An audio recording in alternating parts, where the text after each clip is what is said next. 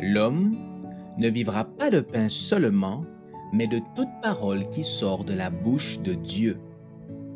Voici votre moment de méditation quotidienne.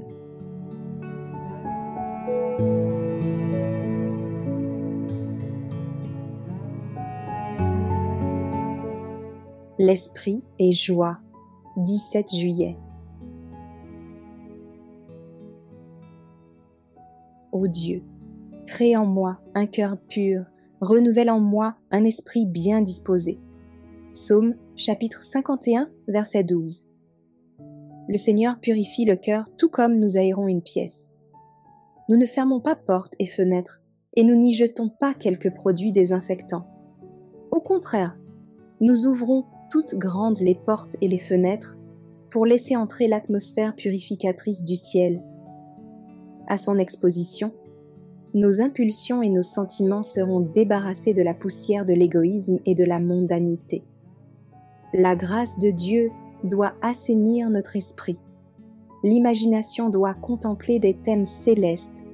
Chaque élément de notre nature doit être purifié et vitalité par l'Esprit de Dieu. Celui qui vit les principes de la religion biblique n'aura pas de faiblesse morale. Sous l'influence ennoblissante du Saint-Esprit, les inclinations et les goûts deviendront purs et saints. Seule la relation de Jésus-Christ peut s'emparer aussi profondément des affections, atteindre les mobiles les plus intimes, exercer sur toute la vie une influence aussi puissante et donner au caractère une fermeté et une stabilité aussi grandes. Elle entraîne vers les hauteurs, inspire de nobles ambitions, enseigne à se conduire en toutes choses avec bienséance et dignité. L'Église est l'objet de l'amour et des soins les plus tendres de Dieu. Si les membres qui la constituent le lui permettent, Dieu révélera son caractère par leur intermédiaire. Il leur dit « Vous êtes la lumière du monde ».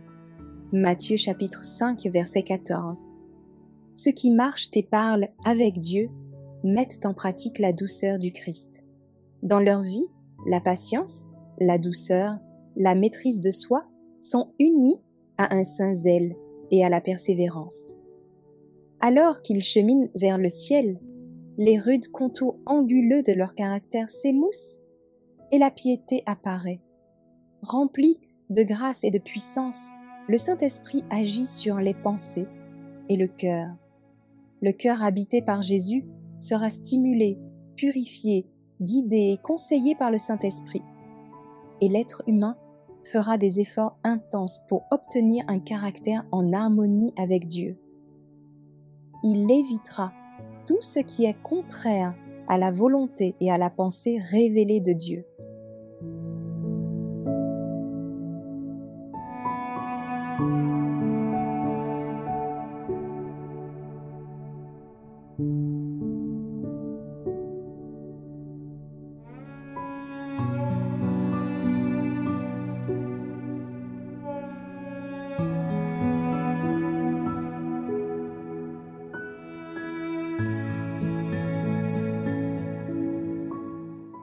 Merci d'avoir écouté cette présentation.